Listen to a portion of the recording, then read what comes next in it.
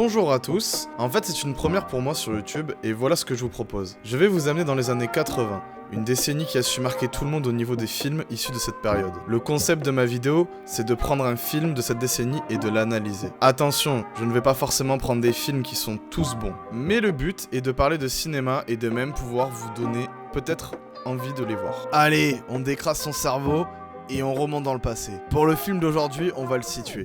Vous voyez l'année 1984 ? Eh bien, même sans savoir, il y a beaucoup de films cultes qui sont sortis dans cette année tout particulièrement. Vous l'avez deviné dans le titre, on parlera ici de l'histoire sans fin. Après, je veux vous rappeler que c'est une première et que tout peut être amené à changer. Je veux voir si le concept peut vous plaire et si ça peut vous captiver. Sachez que ça m'a hyper intéressé de réaliser ce projet. N'hésitez pas à me faire part de votre retour en commentaire. Et au passage, n'hésite pas à t'abonner et à lâcher ton plus gros pouce bleu. Allez, c'est parti pour la vidéo. L'Histoire sans fin est un film réalisé par Wolfgang Peterson. Il est sorti en salle en 1984. Ce film raconte l'histoire d'un enfant qui trouve un livre dans lequel l'histoire prend vie. C'est parti pour le jingle.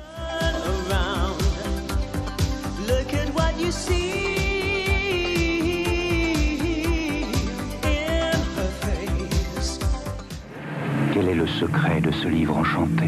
Quelle merveille cache-t-il entre ses pages? Quel tour de magie joue-t-il à celui qui le lit? Quel est le secret de l'histoire sans fin? J'espère que vous aurez la musique longtemps dans la tête. Désolé, mais les copyrights ça saoule, donc je ne pouvais pas mettre la vidéo plus de 10 secondes. D'ailleurs, en 1984, d'autres films cultes sont aussi sortis, comme celui-là. Des petits monstres, des centaines de monstres. Après, j'aurais pu en citer plein d'autres comme Indiana Jones 2 ou SOS Fantôme par exemple, mais on n'aura pas le temps de trop en parler. Bon, le réalisateur Wolfgang Peterson est allemand. Il est né en 1941. Il a participé à la vague du nouveau cinéma allemand avec beaucoup de films parlant de la guerre. Il connaît le succès grâce à son film Das Boot, le bateau. C'est un film de 3 putains d'heures, un huis clos et ça a l'air sympa mais franchement j'ai pas eu le temps de le mater donc désolé.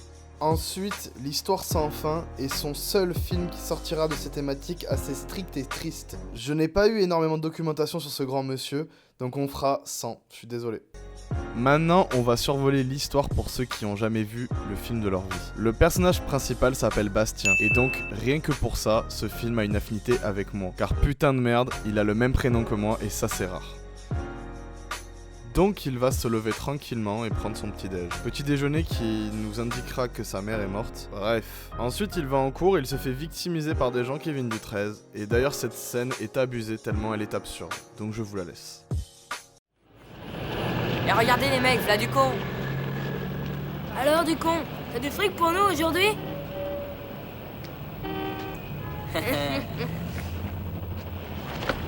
Attrapons-le! Hé, du con!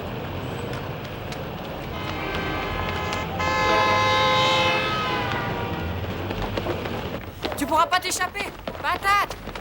On va t'avoir! Tu vas t'emplumer, tout mouillé!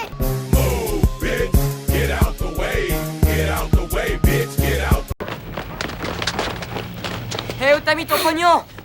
J'en ai pas de fric! Le petit chéri de maman veut nous arnaquer? Si t'as pas de fric sur toi, alors à la poubelle. Allez!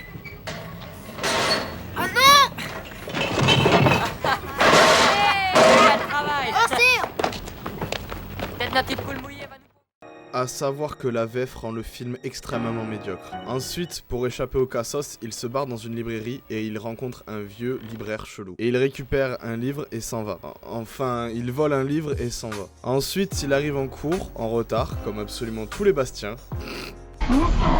Il s'enferme dans un vieux grenier assez terrifiant, mais bon, balèque, et ensuite il ouvre le livre, et c'est là que l'aventure commence. Pour la faire courte, le monde de Fantasia est ravagé par le néant, une entité qui explose la Terre complètement. Le héros de l'histoire s'appelle Atreyu, et le méchant principal est une sorte de bête, de loup, un truc comme ça.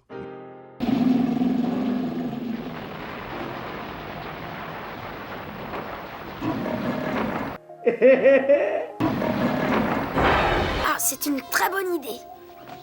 Merci Bastien, Putain, le loup, il a pris un coup de vieux quand même. Le but de l'histoire est de trouver un remède pour l'impératrice afin que le néant disparaisse. Faut pas trop en demander pour l'histoire. Bon, la suite, c'est qu'Atreyu doit aller voir Morla la tortue. Entre-temps, son cheval décède. Après, il se fait récupérer par une espèce de chien blanc bizarre qui me faisait penser à mon chien quand j'étais petit, donc je le trouvais cool et il était mignon et il était bien, c'était cool. Ce chien-là, en fait, c'est un dragon porte-bonheur. Puis il doit aller voir des oracles pour trouver le remède car ils ont le savoir infini. Ensuite, il retourne voir l'impératrice, mais le monde est détruit, donc ils sont dans l'espace. Je suis dans le bateau, on fait un aqua. Je suis pompette et je repense à toi. Là, je suis dans l'espace. Là, je suis dans l'espace. Et après, tu me resserres à moi.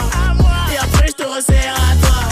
Là, je suis dans l'espace. Là, je suis dans l'espace. Ouais, ce film, quand on commence à s'y intéresser, il est vraiment chelou et c'est vraiment bizarre. Bon, la bonne nouvelle, c'est qu'au moins, à la fin, Bastien donne le prénom de l'impératrice de sa mère, Marina.